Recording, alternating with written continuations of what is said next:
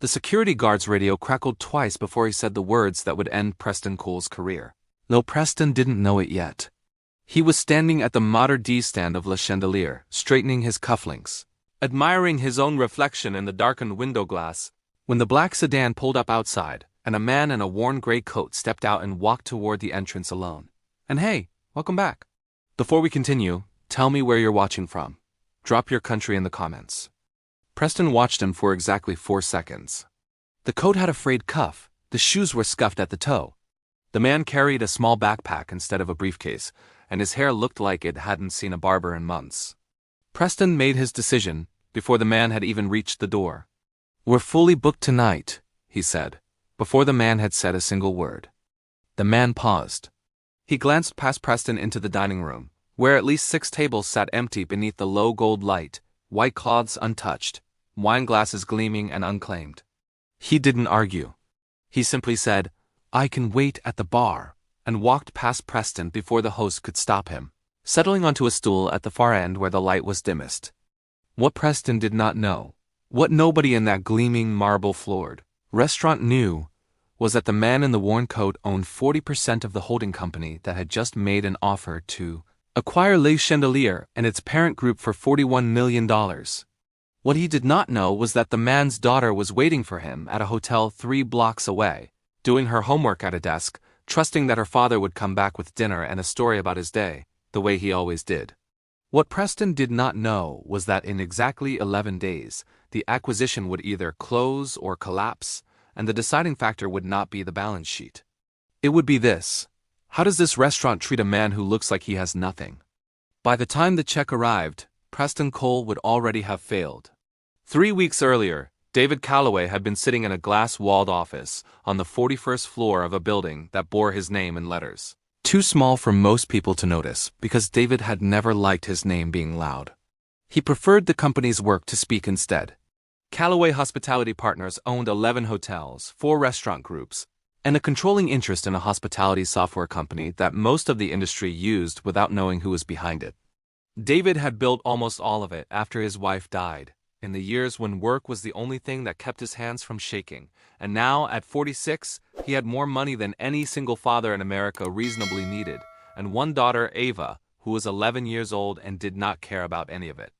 What Ava cared about was whether her father showed up to her school's parent-teacher night, and whether he remembered that she didn't like tomatoes touching her rice, and whether, when he was tired, he still asked her about her day instead of staring at his phone. David tried every day to be a man his daughter would be proud of. It was the only metric that had ever really mattered to him. His assistant, a sharp, quietly perceptive woman named Priya Anand, had been the one to flag the acquisition target. Le Chandelier's parent group, Ashford Culinary Holdings, ran 9 restaurants across 4 cities, all polished, all profitable on paper, all praised in magazines for their food. But Priya had noticed something in the employee turnover data that troubled her: a churn rate nearly triple the industry average among front-of-house staff, and an unusually high number of exit interviews that mentioned, in careful corporate language, culture concerns. "Numbers look fine," Priya told David, sliding a folder across his desk. "But something's rotting under the numbers. I can smell it, and I can't prove it." David had learned over 15 years of building his company that Priya's instincts were worth more than most consultants' reports. He also believed something his father had taught him decades earlier, back when his father ran a small diner in Ohio and David bussed tables after school. You learn everything about a business by watching how it treats the people who can do nothing for it. Not the investors, not the critics. The people who look poor, tired, unimportant. That was where the truth of a company lived.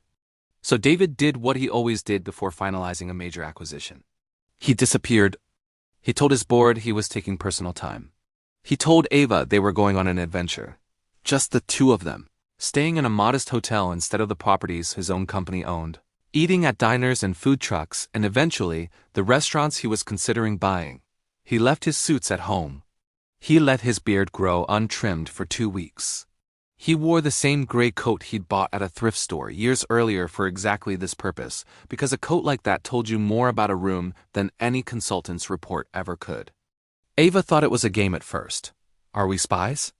she asked, delighted, as they checked into a modest 2-star hotel near the restaurant district. "Something like that," David said, smiling for what felt like the first time in weeks. We're finding out who the good people are. The first 6 restaurants in the Ashford group treated him well enough. Ordinary service, ordinary food, nothing remarkable in either direction. It was the 7th, Le Chandelier, the group's flagship location, the one with 3 separate framed magazine covers in its entryway, that David walked into alone on a Tuesday evening while Ava stayed behind with a babysitter Priya had vetted, and where Preston Cole decided, within 4 seconds, that the man did not belong. Le Chandelier ran like a small kingdom, and Preston Cole had crowned himself its quiet, smiling king. He was 34 magazine handsome, and had risen from server to general manager in 6 years through a combination of genuine skill and an instinct for flattering the people above him while quietly diminishing everyone below. The owners loved him. Corporate loved him. His numbers were excellent. Reservations were always full. Upsells were always high. The online reviews glowed.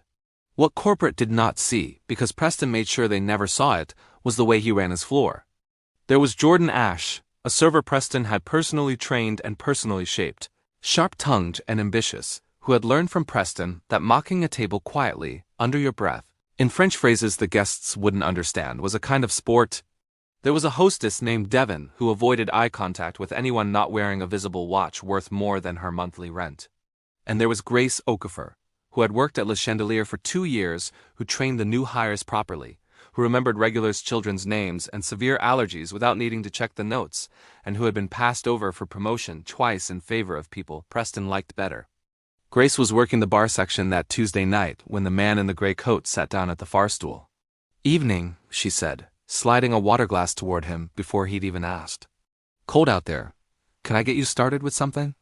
David looked at her, really looked, the way he looked at every employee during these visits, cataloging without letting it show on his face, and something in her tone told him she meant the question honestly. Not the performed warmth of good customer service. Actual warmth. "Just water's fine for now," he said. "I might just get something small. Whatever's cheapest on the menu, honestly." If Grace had any reaction to that, she didn't show it. "The soup's excellent tonight," she said. "French onion, $9, and it's genuinely one of the best things we make." "I'm not just saying that because it's cheap," she smiled, and it reached her eyes. "I'll take that," David said. "Thank you." 2 stools down, Jordan Ashe had clocked the exchange while polishing a wine glass with theatrical precision. When Grace walked to the kitchen to place the order, Jordan leaned toward the bar back. A 19-year-old named Tyler who was 3 weeks into the job and still nervous about everything. $9 soup order, Jordan murmured, just loud enough. "Big spender tonight." "Somebody called the Michelin people." Tyler laughed nervously, the way new employees do when they're not sure whether laughing is required to keep their job. David, 12 feet away, heard every word. He did not react. He had learned over many of these visits that the first cruelty was rarely the most important one. It was the pattern that mattered, and patterns needed time to reveal themselves. He ate the soup slowly. It was in fact excellent, rich, patient, clearly made with real care by whoever ran that section of the kitchen. He made a mental note of that too. Good food and a rotten front room were not mutually exclusive. He'd seen it before. Brilliant chefs whose work was undercut by managers who treated the dining room like a popularity contest. When Preston walked past the bar 20 minutes later and saw the man in the worn coat still sitting there with an empty soup bowl and no wine, no appetizer, nothing else ordered, his jaw tightened in a way that would have been invisible to anyone not specifically trained to watch for it. "Table 6 needs the manager's touch," he told Jordan under his breath, jerking his chin toward a party of 4 in expensive suits who had just arrived. "I've got this one." He said it like he was doing Jordan a favor, taking the unprofitable table off his hands. What Preston did next, he would later be unable to fully explain to the investigators, because in the moment, it hadn't felt cruel to him. It had felt like efficiency. He walked over to David, placed the check on the bar without being asked, and said, pleasantly, "Whenever you're ready." "No rush at all," in the exact tone people use when they mean the opposite. David looked at the check. $9 plus tax. He looked at Preston's face, at the smile that didn't touch his eyes, and he understood something with total clarity. This man had decided who David was. Poor, unimportant, a problem to be managed. Within seconds of seeing him, and every action since had flowed from that first, wrong judgment. "Thank you," David said quietly, and left cash on the bar and walked out into the cold. He didn't tell Ava about it that night. He sat on the edge of her hotel bed while she told him about a science project involving baking soda volcanoes. And he laughed in the right places, and only after she'd fallen asleep did he sit by the window with his phone and text. Priya 3 words, asterisk le chandelier, tomorrow, everything, asterisk. The pattern took 8 more days to fully surface and David watched almost all of it, because once he started paying attention to le chandelier, he couldn't stop. He went back 4 more times over the following 2 weeks. Each time slightly differently dressed. Each time treated according to some invisible calculus the staff had developed for sorting who deserved warmth. A man in a $15,000 watch got champagne comped without asking. A young couple who'd clearly saved for a special occasion got seated by the kitchen door and rushed through their meal. An elderly woman traveling alone, wearing a coat not unlike David's own, was told the restaurant had just run out of the affordable prefix, a lie so casually delivered that David almost admired its craftsmanship. Grace Okafor, every time, was the exception. She treated the elderly woman with the same care she'd shown David. She quietly corrected Jordan's whispered comments when she caught them, not with confrontation but with a firm, low, "Don't," that David overheard once and filed away carefully. She stayed 40 minutes past her shift one night to walk the young couple through the wine list, properly after Preston had assigned them to a server who clearly resented the small check they'd generate. Priya, meanwhile, had been quietly pulling threads from the corporate side. Exit interviews that mentioned Preston by name, carefully worded to avoid legal exposure, but unmistakable to anyone reading closely. A pattern of scheduling that consistently gave the best sections and best hours to servers who fit a certain profile and consistently buried others. An HR complaint filed 8 months earlier by a server who'd since quit, alleging that Preston had mocked a guest's disability in the kitchen after service. A complaint that had been reviewed, noted, and quietly closed with no action because Preston's numbers were too good to touch. "He's good at his job," Priya said to David over the phone, the night before the final decision needed to be made. "That's what makes this hard. He fills seats, he drives revenue. If you were just looking at a spreadsheet, you'd never catch this." "That's exactly why we're not just looking at a spreadsheet," David said. He was standing at the hotel window again, looking out at the city, thinking about his father's diner, about the elderly regulars who used to come in for the $2 coffee and sit for 3 hours. About how his father always said those were the customers who mattered most to serve well, because anyone can be gracious to a big tip, pull everything together. "I want to see all of it in one place before Thursday." Thursday was the day the acquisition was scheduled to close. Preston Cole spent that final week in a state of quiet, satisfied anticipation. Corporate had scheduled a walkthrough, some new investors wanting to see the flagship location before signing off on the deal, standard procedure, nothing unusual. He'd been told to expect a small group, unnamed, sometime midweek. And he'd responded the way he always responded to scrutiny, by polishing every visible surface and rehearsing his own charm. He had no idea that one member of that small group had already sat at his bar 4 times, had already eaten his $9 soup, had already watched him lie about a fully booked dining room to a man in a worn coat. The walkthrough happened on Wednesday afternoon, before service began, when the restaurant was empty except for the opening staff doing prep. Priya arrived first, professional and unreadable, followed by 2 lawyers from Callaway Hospitality Partners, and then, last David, this time in a suit, haircut, beard trimmed, looking exactly like what he was. And Preston's face went through 3 distinct emotions in the span of 2 seconds. Confusion, recognition, and then something that looked almost like physical pain as the pieces assembled themselves behind his eyes. "Mr. Callaway," Preston said, and his voice cracked slightly on the second syllable. We didn't realize." "That's the point," David said, not unkindly, though there was nothing warm in it either. "You weren't supposed to realize. That was rather the whole exercise." He asked Preston to gather the full front-of-house staff who were on shift. It took 11 minutes for everyone to assemble in the private dining room at the back. Jordan, Devin, Grace, 4 others, and Tyler the bar back, who looked like he might be sick. Preston stood near the door, trying and failing to project the calm authority that had served him for 6 years. David didn't raise his voice. He never did. He simply set a slim folder on the table and said, "I'm going to tell you a story, and then I'm going to ask you some questions. And I'd like everyone to answer honestly, because a great deal is about to change here regardless of what you say, and honesty now will matter more than you think." He told them about the man in the gray coat. He watched several faces change as they realized, in real time, who that man had been. Jordan's face went pale. Devon stared at the table. Preston's hands, David noticed, had curled slightly at his sides. The posture of a man doing arithmetic he didn't like the answer to.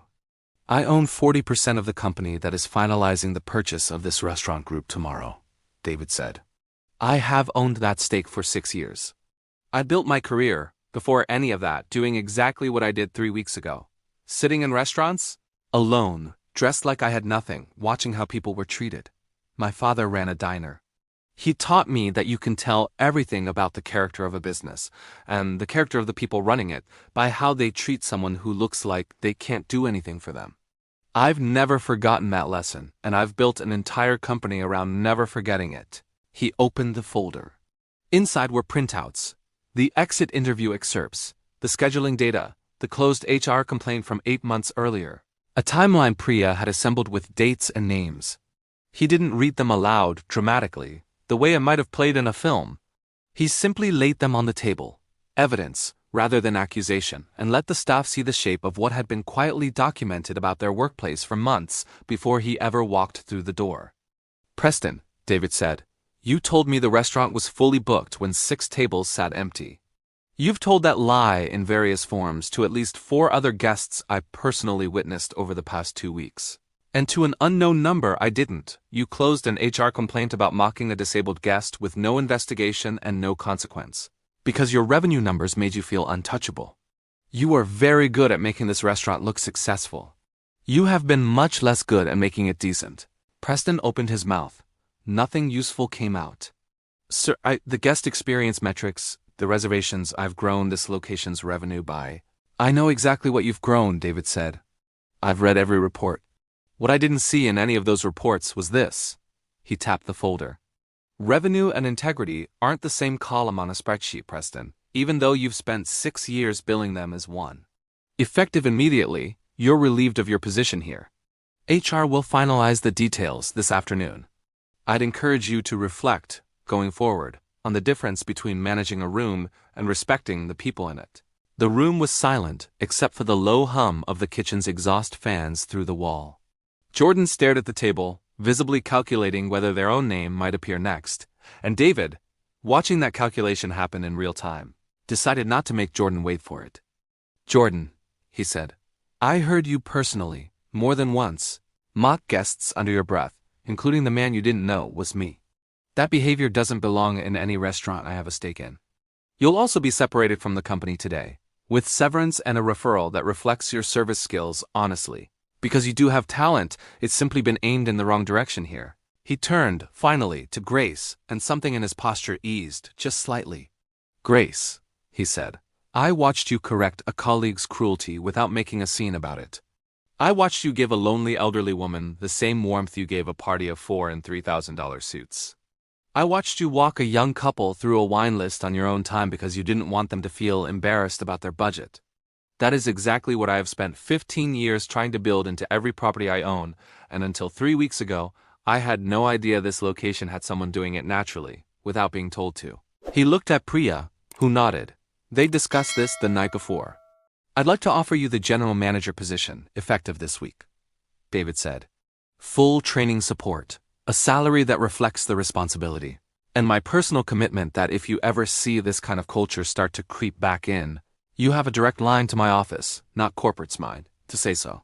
Grace's composure, steady through the entire meeting, finally broke slightly at that, not tears exactly, but a visible catch in her breath, the sound of someone who had worked 2 years being quietly overlooked and had stopped expecting to be seen. I won't let it creep back in, she said. I believe you, David said. That's precisely why I'm offering it to you and not posting the job publicly. The acquisition closed the following morning on schedule, though the terms David presented to Ashford's ownership now included a clause his lawyers had drafted overnight. A mandatory, anonymous mystery guest auditing program across every property in the group. Permanent and ongoing, not the kind that restaurants could gain by recognizing corporate visitors in advance, but genuine, unpredictable, built on the same principle David had used his whole career.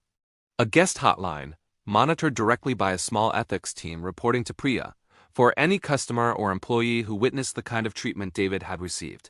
A revised bonus structure for managers that weighted staff retention and guest complaint resolution as heavily as revenue, so that someone like Preston could no longer coast on good numbers while quietly rotting the culture beneath them.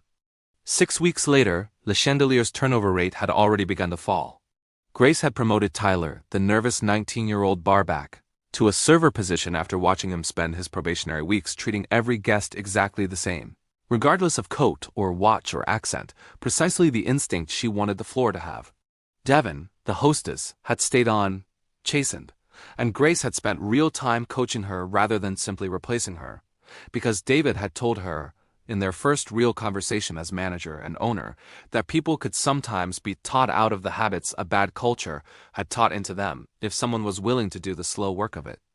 On a quiet Tuesday evening some months later, David brought Ava to Le Chandelier for the first time properly, as father and daughter, no disguise, no test, nothing hidden. Grace seated them herself, and when Ava asked, with the blunt honesty of an 11-year-old, what the cheapest thing on the menu was because she wanted to order it for fun, Grace crouched slightly to her eye level and said, without a trace of performance, the soup. It's genuinely the best thing we make. Some of the most important people who've ever sat at this bar ordered exactly that. Ava didn't know the story behind those words. She wouldn't understand it fully for years, not until she was old enough for David to finally tell her in full what he'd been doing during those two strange thrift coat weeks she thought was a game about spies. But she remembered the warmth in the way Grace said it, and years later, when Ava herself would occasionally sit alone at a diner counter in worn clothes, watching how she was treated, carrying forward a habit she didn't fully understand she'd inherited. She would think of that evening and that soup and understand finally exactly what her father had been teaching her all along. David kept, in a drawer in his office, the folded, water-stained receipt from that first Tuesday night, $9 and change. The ink slightly smudged. Preston's confident signature scrawled at the bottom beside the words asterisk no rush at all asterisk. He never explained to anyone why he kept it. It wasn't a trophy. It was a reminder, the same kind his father had kept behind the register of a small Ohio diner decades earlier, that the true measure of any table, any company, any person, was never in how it treated the ones who could reward it, but in how it treated the ones who, as far as anyone could see, never would.